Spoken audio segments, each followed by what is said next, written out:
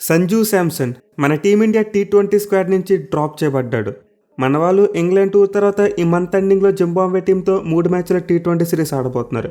And ఈ series కోసం ప్రకటించిన స్క్వాడ్లో చూసుకుంటే సంజూ శాంసన్ పేరు లేదు. అతనైతే స్క్వాడ్ నుంచి డ్రాప్ చేశారని చెప్పి క్లియర్గా తెలుస్తుంది. సో ఇదైతే రియల్లీ క్రికెట్ ఫ్యాన్స్ ఒక బిగ్గెస్ట్ షాకింగ్ న్యూస్ అని చెప్పుకోవచ్చు. ఎందుకంటే Sanju Samson 3 months back T20 world కప్లో ఏం చేశాడో మనం కళ్ళారా చూసాం. బట్ ఇప్పుడు అలాంటి ప్లేయర్ను ప్లేయింగ్ 11 నుంచి డ్రాప్ చేయడం మాత్రమే కాదు, డైరెక్ట్గా స్క్వాడ్ నుంచి కూడా తీస్తారు. సో ఈ వీడియోలో అయితే దీని గురించి డీప్గా డిస్కస్ చేసుకుందాం. అసలు ఇలాంటి టఫ్ కాల్ ఎందుకు తీసుకున్నారో, దీని వెనకాల ఏమైనా లాజిక్ ఉందా, మనమైతే ఈ వీడియోలో డిస్కస్ చేసుకునే ప్రయత్నం చేద్దాం. ఎట్ ది సేమ్ టైం ఈరోజు మన టీమిండియా ఇంగ్లాండ్ టీంతో 3వ టీ20 మ్యాచ్ ఆడబోతున్నారు. ఈ మ్యాచ్ యొక్క ప్రివ్యూని కూడా ఈ వీడియోలో అయితే చూద్దాం మనం. సో ముందుగా జింబాబ్వేతో టీ20 సిరీస్ కోసం మన టీమిండియా స్క్వాడ్ చూసుకుంటే మార్పులు గట్టిగానే జరిగాయి. అంటే ప్రజెంట్ ఉన్న స్క్వాడ్లో దాదాపు ఒక 6 ప్లేయర్స్ని అయితే పక్కన పెట్టారు. బట్ వీరిలో చాలామంది ప్లేయర్స్కి రెస్ట్ ఇచ్చినట్టు క్లియర్గా తెలుస్తుంది. కానీ సంజూ శాంసన్ విషయానికి వస్తే అలా కాదు, డ్రాప్ చేశారు.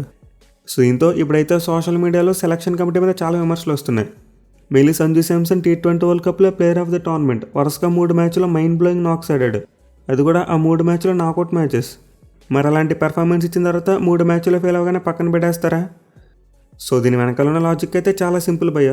సంజూ శాంసన్ ఒక సాఫ్ట్ టార్గెట్.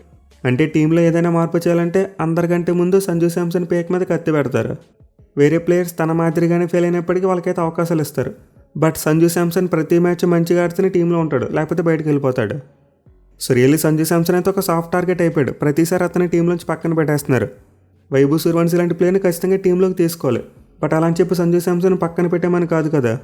మీరైతే మిగతా ప్లేయర్స్ని రొటేట్ చేసుకోవచ్చు కదా. మరీ ముఖ్యంగా వికెట్ కీపర్స్ని మారుస్తూ ఉండొచ్చు కదా. ఇన్ఫ్యాక్ట్ సంజూ శాంసన్కి చివరి అవకాశంగా జింబాబ్వే సిరీస్లో ఛాన్స్ ఇవ్వచ్చు కదా. ఇషాన్ కిషన్ ఎలానో 1 డే ఫార్మాట్ ఆడుతున్నాడు. దీని అతనికి రెస్ట్ ఇచ్చి సంజూ శాంసన్ జింబాబ్వే సిరీస్లో 1 డౌన్లో ట్రై చేయొచ్చు కదా. So really selection committee and మన టీమ్ మేనేజ్మెంట్ వీళ్ళకి అవకాశం ఇవ్వాలనుకుంటే సంజూ శాంసన్కి ఎలా అయినా సరే ఇవ్వచ్చు. కానీ వాళ్ళు ఏం చేస్తున్నారు, కావాలని అతను పక్కన పెడేస్తున్నారు. ఇన్ఫ్యాక్ట్ ఎలాంటి ట్రీట్మెంట్ 1 డే ఫార్మాట్లో కేఎల్ రాహుల్కి ఇస్తున్నారు. అతను సాఫ్ట్ టార్గెట్ అక్కడ. సో డెఫినెట్లీ సంజూ శాంసన్ని డైరెక్ట్గా స్క్వాడ్ నుంచి డ్రాప్ చేయడం ఒక పెద్ద డిజాస్టరస్ కాల్. ఇప్పుడు ఈ మూవ్ అయితే మిగతా ప్లేయర్స్ మీద చాలా ఒత్తిడి పెంచుతుంది. టీ20 వరల్డ్ కప్ లాంటి ఈవెంట్లో ప్లేయర్ ఆఫ్ ది టోర్నమెంట్గా నిలిచిన ప్లేయర్నే 3 మ్యాచ్ల తర్వాత పక్కన పెట్టేశారు. దీంతో టీంలో ఆడుతున్న మిగతా ప్లేయర్స్కి భరోసా ఏముంటుంది, వాళ్ళు కూడా చాలా ఒత్తిడిలోకి వెళ్ళిపోతారు, ఇన్సెక్యూర్గా ఫీల్ అవుతారు. సో ఆల్రెడీ మన వాళ్ళు T20 world cup winning captain అయిన సూర్యకుమార్ యాదవ్ను డ్రాప్ చేసి ఒక ఇన్సెక్యూరిటీ క్రియేట్ చేశారు. అండ్ ఇప్పుడు సరిపోతున్నట్టు సంజూ శాంసన్ కూడా డ్రాప్ చేశారు. అయితే ఈ కాల్ ఎవరు తీసుకున్నారు అంటే మన సెలక్షన్ కమిటీ నిర్ణయం తీసుకున్నారా, లేకపోతే మన టీం మేనేజ్మెంట్ ఏమైనా ఇండికేషన్ ఇచ్చారా? అంటే మాకు సంజూ శాంసన్ అవసరం లేదని చెప్పి మన హెడ్ కోచ్ ఏమైనా సెలక్షన్ కమిటీకి చెప్పాడు. సో మన ఆల్రెడీ లాస్ట్ టీ20 మ్యాచ్లో సంజూ శాంసన్ డ్రాప్ చేసిన తర్వాత ఒక వీడియో బాగా వైరల్ అయింది. అంటే గౌతమ్ గంభీర్ సంజూ శాంసన్ దగ్గరికి వచ్చి ఏదో సీరియస్గా మాట్లాడాడు. అండ్ ఈ వీడియోకి ఎవరికి నచ్చినట్టు వాళ్ళు క్యాప్షన్ ఇచ్చుకున్నారు. బట్ అక్కడ రియల్గా కాన్వర్సేషన్ ఏం జరిగిందో మనకు తెలియదు. అయితే వాళ్ళు మాట్లాడుకుని ఇంటెన్సిటీ బట్టి చూసుకుంటే మాత్రం క్లియర్గా సంజూ శాంసన్ నచ్చని విషయం ఏదో జరిగింది అక్కడ. అంటే గౌతమ్ గంభీర్ అతని దగ్గరికి వచ్చి నేను టీం నుంచి తీసేస్తున్నాం అని చెప్పినట్టు అర్థమవుతుంది. బట్ ఎనివే ఈ సెకండ్ టీ20 మ్యాచ్ వరకు డ్రాప్ చేయడం కొంతవరకు లాజికలే భయ్య. అంటే మనం చెప్పుకున్నాం వైభవ్ సూర్యవంశీ లాంటి ప్లేయర్ బెంచ్ మీద ఉన్నాడు, సో ఎవరొకరిని డ్రాప్ చేయాలని చెప్పుకున్నాం. And obviously Sanju Samson soft target కాబట్టి అతని పీక్ మీద కత్తి పెట్టారు. బట్ నేనైతే ఈ సిరీస్లో మళ్ళీ సంజూ శాంసన్ ప్లేయింగ్ లోకి తీసుకొస్తారేమో అనుకున్నా. అంటే ఇషాన్ కిషన్ సంజూ శాంసన్ రొటేట్ చేస్తారేమో అనుకున్నా. మన టీమిండియాలో ఎక్కువ మంది రైట్ హ్యాండ్ బ్యాట్స్మెన్ లేరు కదా. బట్ ఇప్పుడు చూసుకుంటే జింబాబ్వే సిరీస్ కోసం అతను డైరెక్ట్గా స్క్వాడ్ నుంచి డ్రాప్ చేశారు. విచ్ మీన్స్ ఇంకా సంజూ శాంసన్ ఇంగ్లాండ్ సిరీస్లో ఏం ప్లేయింగ్ లోకి తీసుకుంటారు, అతని బెంచ్ మీద కూర్చోబెట్టేస్తారు కంప్లీట్గా. సో రియల్లీ మన టీమిండియా టీ20 వరల్డ్ కప్కి వెళ్ళడంలో కీ రోల్ ప్లే చేసిన ఒక ప్లేయర్ను ఇలా ట్రీట్ చేయడం చాలా అంటే చాలా తప్పు భయ్య. నిజంగా సంజూ శాంసన్ లాంటి పరిస్థితి ఎవరికే రాకూడదు. నిన్న మొన్నటి దాకా చూసుకుంటే గౌతమ్ గంభీర్ శ్రేయస్ అయ్యర్ క్యాప్టెన్ కాకపోతే సంజూ శాంసన్కి క్యాప్టెన్స్ ఇచ్చేవాళ్ళం అన్నట్టు మాట్లాడాడు. కానీ ఇప్పుడు చూసుకుంటే సంజూ శాంసన్ అసలు స్క్వాడ్లోనే లేకుండా పోయాడు. సో చూడాలి మరి సంజూ శాంసన్ దీని నుంచి అలా కంబ్యాక్ ఇస్తాడనేది. ఈ స్క్వాడ్లో జరిగిన మిగతా మార్పులు చూసుకుంటే ఇంకో 6 ప్లేయర్స్ని పక్కన పెట్టేశారు. I mean Akshar Patel, Washington Sundar, Ravi Bishnoi, Harshit Rana, Harshdeep Singh and Prasidh Krishna. But వీరిలో చూసుకుంటే మోస్ట్ ఆఫ్ ది ప్లేయర్స్కి రెస్ట్ ఇచ్చారని చెప్పుకోవచ్చు. అంటే అక్షర్ పటేల్, సుందర్, హర్షిత్ రాణా, హర్షదీప్ సింగ్ అండ్ ప్రసిద్ధ్ కృష్ణ ఏదిరికి ఆల్మోస్ట్ రెస్ట్ ఇచ్చినట్టే. వేరేస్ బిష్ణోయ్ విషయానికి వస్తే ఆబ్వియస్లీ డ్రాప్ చేసి ఉంటారు. మరి సంజూ శాంసన్ కూడా రెస్ట్ ఇచ్చారని చెప్పి అనుకోవచ్చు అంటే అలా ఏం లేదు భయ్య. సంజూ శాంసన్ అనేది ఒక్క ఫార్మాటే కదా. మనం ఇప్పుడు చెప్పుకున్న మిగతా ప్లేయర్స్లో చూసుకుంటే most of the players multiple ఫార్మాట్స్లో ఆడుతున్నారు. దీంతో వాళ్ళని పక్కన పెట్టారంటే ఆబ్వియస్లీ రెస్ట్ అనుకోవచ్చు. బట్ సంజూ శాంసన్ అనేది ఒక్క ఫార్మాటే కదా, దీంతో అతనికి రెస్ట్ ఇచ్చారని చెప్పి అలా అనుకుంటాం. సో క్లియర్లీ సంజూ శాంసన్ అయితే స్క్వాడ్ నుంచి డ్రాప్ చేశారు, ఇందులో అలాంటి అనుమానం లేదు. అయితే ఈ స్క్వాడ్లో చూసుకుంటే నాకైతే చాలా వరకు క్వశ్చన్ మార్క్స్ ఉన్నాయి. అంటే బ్యాటింగ్ పరంగా చూసుకుంటే పెద్దగా సందేహాలు ఏమీ లేవు, బట్ బౌలింగ్లో చూసుకుంటే మాత్రం చాలా సందేహాలు ఉన్నాయి. సో ముందైతే మనం కంప్లీట్ స్క్వాడ్ ఎలా ఉందో చూద్దాం అండ్ దాన్ని డిస్కస్ చేసుకుందాం.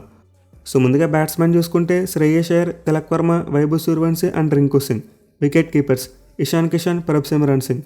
All-rounders Abhishek Sharma, Shivam Dube, Suryansh Shedge and Harsh Dubey. Bowlers Varun Chakravarthy, Prince Yadav, Yash Thakur, Ashok Sharma and Mayank Yadav. So Zimbabwe series కోసం సెలెక్ట్ చేసిన స్క్వాడ్ అయితే ఇదే. అయితే మన వాళ్ళు చేసిన మార్పులో చూసుకుంటే రింకు సింగ్ని తీసుకురావడం చాలా మంచి విషయం. మెయిన్లీ ప్రజెంట్ మన వాళ్ళు ఆ ఫినిషర్స్ విషయంలో ఇబ్బంది పడుతున్నారు. దీంతో రింకు సింగ్ లాంటి ప్లేయర్ కంబ్యాక్ అవ్వడం మంచి విషయమే. వేరేస్ ప్రభ్ సింగ్ విషయానికి వస్తే అతనికైతే చాలా కాలం తర్వాత ఆపర్చునిటీ దొరికింది. కన్సిస్టెంట్గా డొమెస్టిక్లో రాణిస్తున్నాడు అండ్ ఐపీఎల్లో రాణిస్తున్నాడు. బట్ అతనికి చాలా కాలం నుంచి మన టీంలో ప్లేయర్స్ దొరకట్లేదు. కానీ సిరీస్లో చూసుకుంటే మాత్రం ఎట్టగలకి పిక్ చేశారు. అయితే ముందు చెప్పుకున్నట్టే సంజు శాంసన్ పక్కన పెట్టి ప్రభ్ సింగ్ తీసుకోకుండా ఉండాల్సిందే. మన వాళ్ళైతే సిరీస్ కోసం ఇషాన్ కిషన్కి రెస్ట్ ఇచ్చి ప్రభ్ సింగ్ని తీసుకుంటే బాగుండేది. ఇక ఆల్రౌండర్స్ విషయానికి వస్తే ఆబ్వియస్లీ అక్షర్ మరి సుందర్ ఇద్దరు లేరు కాబట్టి హర్ష్ దూబేని తీసుకున్నారు. వేరేస్ బౌలర్స్ విషయానికి వస్తే మాత్రం ముగ్గురు కొత్తగా టీంలోకి వచ్చారు.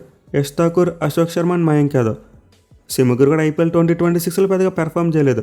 బట్ డొమెస్టిక్లో చూసుకుంటే మాత్రం యష్ ఠాకూర్ అండ్ అశోక్ శర్మ ఇద్దరు కూడా స్మార్ట్ టోర్నమెంట్లో చాలా మంచిగా పెర్ఫామ్ చేశారు. వేరేస్ మయాంక్ యాదవ్ విషయానికి వస్తే ఎప్పటి నుంచో ట్రాక్ చేస్తున్నారు కాబట్టి అతను మళ్ళీ తిరిగి తీసుకొచ్చారు. బట్ నా డౌట్ ఏంటంటే వీళ్ళకన్నా మంచిగా పెర్ఫామ్ చేసిన బౌలర్స్ ఉన్నారు కదా. ఫర్ ఎగ్జాంపుల్ రసిక్దార్ సలాం లాంటి ప్లేయర్ని తీసుకోండి. అతను డొమెస్టిక్లో మంచిగా పెర్ఫామ్ చేశాడు, ఐపీఎల్లో మంచిగా పెర్ఫామ్ చేశాడు. అంటే ఇప్పుడు సెలెక్ట్ చేసిన వాళ్ళతో కంపేర్ చేసుకుంటే అతను 2 చోట్ల మంచిగా పెర్ఫామ్ చేశాడు.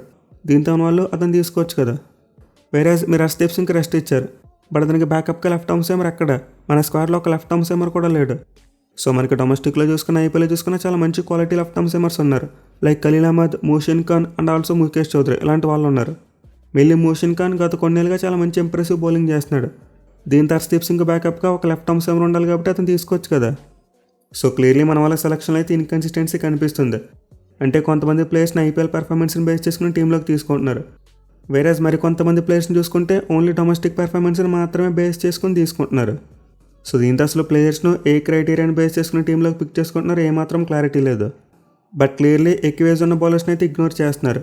లైక్ భువనేశ్వర్ కుమార్ మరియు షమి లాంటి బౌలర్స్ను ఇంకా టీంలోకి తీసుకునేందుకు అవకాశమే లేదు. అయితే వీళ్ళు పిక్ చేసుకుంటే యంగ్స్టర్స్లో చూసుకుంటే నచ్చిన వాళ్ళని పిక్ చేసుకుంటున్నారు. ఒక సెలక్షన్ క్రైటీరియాని ఫాలో అవుతే అలాంటి డిసిషన్స్ తీసుకుంటలేదు. సో దీనివల్ల ప్రజెంట్ మన సెలక్షన్ కమిటీతో పాటు మన టీమ్ మేనేజ్మెంట్ వీళ్ళిద్దరి మీద కూడా చాలా ఎక్కువ నెగిటివిటీ స్ప్రెడ్ అవుతుంది. ఈ జింబాబ్వే సిరీస్ కోసం స్క్వాడ్ని పిక్ చేసిన తర్వాత అందరూ కూడా విమర్శిస్తున్నారు. మరి మీరు ఈ స్క్వాడ్ గురించి ఏమనుకుంటున్నారు? మీ ఒపీనియన్ కింద కామెంట్లో తెలియచేయండి.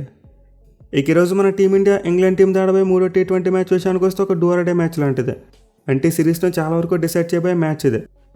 ఈ మ్యాచ్లో ఇంగ్లాండ్ టీం గెలిస్తే వాళ్ళు ఆల్మోస్ట్ సిరీస్ గెలిచేసినట్టే. ఇన్ఫ్యాక్ట్ నెక్స్ట్ 2 మ్యాచెస్ ఓడిపోయినా సరే 2-2తో డ్రా చేసుకుంటారు, సిరీస్ని కోల్పోరు. వేరే మన టీమిండియాకి ఈ మ్యాచ్లో ఓడిపోతే ఇంకా సిరీస్ని గెలిచే అవకాశాన్ని కోల్పోతారు. నెక్స్ట్ 2 మ్యాచ్లో గెలిచినా సరే 2-2తో ఎక్కువ చేయగలుగుతారు అంతే. సో ఇంత ప్రజెంట్ మన టీమిండియా సిరీస్ గెలవాలంటే బ్యాక్ టు బ్యాక్ 3 మ్యాచెస్ కలవాలి. మెయిన్లీ మన టీమిండియాకు ఇప్పుడు విజయం చాలా అవసరం. మన వాళ్ళు బ్యాక్ టు బ్యాక్ 3 మ్యాచెస్లో ఓడిపోయారు. అండ్ గత 5 ఏళ్లలో చూసుకుంటే అలాంటివి జరగలేదు. సో T20 వరల్డ్ కప్ గెలిచిన ఒక టీం ఇలా పెర్ఫామ్ చేసిందని చెప్పి ఎవరు కూడా ఎక్స్పెక్ట్ చేయలేదు. బట్లర్కి పరాజయాల వల్ల ఇప్పుడైతే మన కెప్టెన్ శ్రేయస్ అయ్యర్ అతని మీద చాలా ఒత్తిడి పెరిగిపోయింది.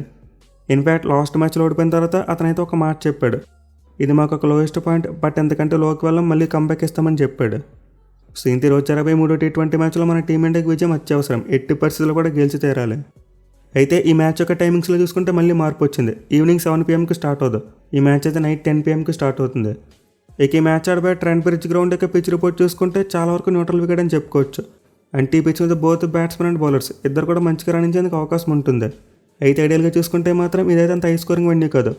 ఒకప్పుడు పాకిస్తాన్ టీం ఈ గ్రౌండ్లో 232 రన్స్ కొట్టారు నిజమే. బట్ రీసెంట్ టైంలో చూసుకుంటే మాత్రం ఈ గ్రౌండ్ చాలా వరకు బౌలింగ్ ఫ్రెండ్లీగా మారిపోయింది. ఇన్ఫ్యాక్ట్ ఈ గ్రౌండ్లో ఆడిన గత 8 డొమెస్టిక్ T20 మ్యాచ్లు చూసుకుంటే ఒక్కసారి కూడా 190+ టోటల్ రాలేదు. అంటే దీన్ని బట్టి అర్థం చేసుకోవచ్చు ఈ గ్రౌండ్లో అయితే రన్ స్కోరింగ్ అంత ఈజీగా ఉండదు. సో ఈ పిచ్ మీద అయితే ఆబ్వియస్లీ పేస్ బౌలర్స్కి ఎక్కువ లభ్ దొరుకుతుంది. మరి ముఖ్యంగా కొత్త బాల్తో బౌలింగ్ చేసినప్పుడు మంచిగా స్వింగ్ అయితే లభిస్తుంది. బట్ తర్వాత చూసుకుంటే మాత్రం కాస్త ఫ్లాట్గా మారుద్ది. At the same time middle ఓవర్స్లో స్పిన్నర్స్ కూడా కాస్త అనుకూలించేందుకు అవకాశం ఉంటుంది. సో ఈ పిచ్ అయితే అందరికీ అనుకూలించే పిచ్ అని చెప్పుకోవచ్చు. అంటే ఎవరైతే తమ బెస్ట్ పెర్ఫార్మెన్స్ ఇస్తారో వాళ్ళకి మంచిగా అనుకూలిస్తుంది. అది బ్యాట్స్మెన్ అయినా సరే, స్పిన్ బౌలర్స్ అయినా సరే, పేస్ బౌలర్స్ అయినా సరే. ఎవరైతే మంచి స్కిల్ని చూపిస్తూ అలాగే డిసిప్లిన్ మెయింటైన్ చేస్తారో వాళ్ళకి బెస్ట్ అవుట్పుట్ వస్తుంది. ఇక గ్రౌండ్ యొక్క స్టాటిస్టిక్స్ విషయానికి వస్తే ఇప్పటివరకు మొత్తం 14 T20 మ్యాచెస్ జరిగాయి. అంటే 14 మ్యాచ్లో ఫస్ట్ బ్యాటింగ్ చేసిన టీం 8 మ్యాచ్లో గెలిచింది. వేరే చేంజ్ చేసిన టీమ్స్ 6 మ్యాచ్లో గెలిచాయి. అలాగే ఈ గ్రౌండ్లో ఫస్ట్ ఇన్నింగ్స్ యావరేజ్ స్కోర్ చూసుకుంటే 166 రన్స్గా ఉంది. సో స్టాట్స్ బట్టి చూసుకుంటే ఫస్ట్ బ్యాటింగ్ చేసిన టీంకి కాస్త అడ్వాంటేజ్ కనిపిస్తుంది.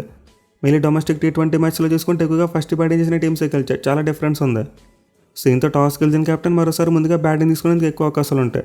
పైగా ఈ మ్యాచ్కి వెదర్ ఫోర్కాస్ట్ చూసుకున్నా మంచిగానే కనిపిస్తుంది. రెయిన్ థ్రెట్ పెద్దగా ఏమీ లేదు. దీంతో మ్యాచ్ ప్రోగ్రెస్ అయ్యే కొద్దీ పిచ్ ఏమైనా స్లోగా మారితే బౌలర్స్కి ఎక్కువ అనుకూలిస్తుంది కాబట్టి ముందుగా బ్యాటింగ్ తీసుకోవచ్చు. అయితే మన టీమిండియా చూసుకుంటే మాత్రం ఫస్ట్ మ్యాచ్లో ముందు బ్యాటింగ్ చేశారు. దీంతో మన వాళ్ళు డిఫరెంట్గా థింక్ చేస్తే మేబీ చేసింగ్ కూడా చేసేందుకు అవకాశం ఉంటుంది. ఈవెన్ ఇంగ్లాండ్ టీం కూడా లాస్ట్ మ్యాచ్లో చేసే గెలిచారు కాబట్టి వాళ్ళు కూడా ముందుగా బౌలింగ్ తీసుకోవచ్చు. బట్ ఎనివే టాస్ అనేది మరి అంత క్రూషియల్ ఫ్యాక్టర్గా అయితే మారకపోవచ్చు. అంటే ముందు బ్యాటింగ్ చేసిన బౌలింగ్ చేసిన మ్యాచ్ గెలిచేందుకు అవకాశాలు అయితే పుష్కలంగా ఉంటాయి. ఇక ఈ గ్రౌండ్లో మన టీమిండియాకి అయితే అంత మెరుగైన రికార్డ్ కనిపించట్లేదు. అంటే 4 మ్యాచ్లు ఆడితే గెలవడం 2 మ్యాచ్లు గెలిచారు. బట్ 2 మ్యాచ్లు ఎవరి మీద గెలిచారు? బంగ్లాదేశ్ మరి ఐర్లాండ్ టీమ్స్ మీద. వేరే మిగతా 2 మ్యాచ్లో సౌత్ ఆఫ్రికా మరి ఇంగ్లాండ్ ఈ 2 జట్ల మీద ఓడిపోయారు. సో ఈ మ్యాచ్లో మన టీమిండియా ఎలా కంబ్యాక్ చేస్తారో చూడాలి. ఇక టీమ్స్ విషయానికి వస్తే ఇంగ్లాండ్ టీం తమ లాస్ట్ మ్యాచ్లో చాలా మంచి విక్టరీ కొట్టారు. వాళ్ళ ఓపెనర్స్ ఇద్దరు కూడా టక్అవుట్ అయినప్పటికీ అద్భుతంగా చేశారు టార్గెట్ని. సో ఇంత వాళ్ళకి ఓపెనర్స్ కూడా ఫామ్ అందుకుంటే ఇంగ్లాండ్ టీం బ్యాటింగ్ మరింత బలంగా తయారైపోద్ది. అండ్ బౌలింగ్లో చూసుకున్న లాస్ట్ మ్యాచ్లో డెత్ ఓవర్స్లో చాలా మంచి బౌలింగ్ చేశారు. సో లాస్ట్ మ్యాచ్లో ఇంగ్లాండ్ టీం కొన్ని డిపార్ట్మెంట్స్లో ఫెయిల్ అయినప్పటికీ మ్యాచ్ గెలిచారు కాబట్టి టీంలో ఎలాంటి మార్పులు చేయలేదు. అంటే వాళ్ళైతే ఈ మ్యాచ్లో కూడా సేమ్ ప్లేయింగ్ లెవెన్ కాంబినేషన్తో రాబోతున్నారు. ఆల్రెడీ ఈ 3 T20 మ్యాచ్ కోసం తమ ప్లేయింగ్ లెవెన్ అనౌన్స్ చేశారు. వేరే మన టీమిండియా విషయానికి వస్తే మన వాళ్ళ కాంబినేషన్లో కూడా పెద్దగా మార్పులు ఏమీ జరగకపోవచ్చు. చేస్తే ఒక్క మార్పే చేస్తారు. అదేంటంటే రవి బిష్ణోని పక్కన పెట్టి ప్రిన్స్ యాదవ్ని తీసుకురావాలి. సో మన టీమిండియా ఈ చేంజ్ అయితే ఖచ్చితంగా చేయాలి. అలా కాకుండా మరోసారి స్పిన్నర్ని తీసుకుంటే అంటే బిష్ణోని పక్కన పెట్టి సుందర్ని తీసుకుంటే అదొక డిజాస్టర్స్ కాల్ అవుద్ది. ఎందుకంటే మన వాళ్ళకి 3వ పేస్ బౌలింగ్ ఆప్షన్ మీద ఎక్కువ నమ్మకం లేదు. శివం దుబేకి అసలు బౌలింగ్ ఇవ్వట్లేదు. దీంతో ఆబ్వియస్లీ మనకి ఇంగ్లాండ్ పిచ్ల మీద 3వ జెన్యూన్ పేస్ బౌలింగ్ ఆప్షన్ కావాలి. మరి ఇంగ్లాండ్ టీం 3 స్పిన్నర్స్ ఆడుతున్నారు కదంటే వాళ్ళకి డిఫరెంట్ స్టోరీ భయ్యా. వాళ్ళకి 6th బౌలింగ్ ఆప్షన్ ఎవరు? విల్ జాక్స్, ఒక స్పిన్ బౌలర్. బట్ మన టీమిండియాకి 6th బౌలింగ్ ఆప్షన్ ఎవరు? ఒక pace bowler Shivam Dube. Which means వాళ్ళకి పేస్ బౌలింగ్లో పెద్దగా డాకా లేదు, 12 ఓవర్స్ పడతాయి. బట్ మన టీమిండియా చూసుకుంటే మాత్రం జెన్యూన్ పేసర్స్ ఇద్దరే. సో అందుకే 2 జట్ల బౌలింగ్ కాంబినేషన్ ఒకలాగా ఉన్నప్పటికీ చాలా డిఫరెన్స్ ఉంది. దీంతో మన టీమిండియా ఖచ్చితంగా 3వ జెన్యూన్ పేస్ బౌలింగ్ ఆప్షన్ అయితే టీంలోకి తీసుకోవాలి. ఇక బ్యాటింగ్ విషయానికి వస్తే డెఫినెట్లీ మార్పులు అయితే చేయకపోవచ్చు. ఎందుకంటే సంజు శాంసన్ గురించి ముందే చెప్పుకున్నాం కదా, అతన్ని జింబాబ్వే సిరీస్ నుంచి డ్రాప్ చేశారంటే ఇప్పుడు మళ్ళీ ప్లేయింగ్ లెవెన్లోకి తీసుకొచ్చేందుకు అవకాశం ఉండదు. నేనైతే ఈ థర్డ్ T20 మ్యాచ్లో సంజు శాంసన్కి అవకాశం ఇస్తారేమో అనుకున్నా. మరి ఇప్పుడు స్క్వాడ్ చూసిన తర్వాత నాకైతే నమ్మకం పోయింది.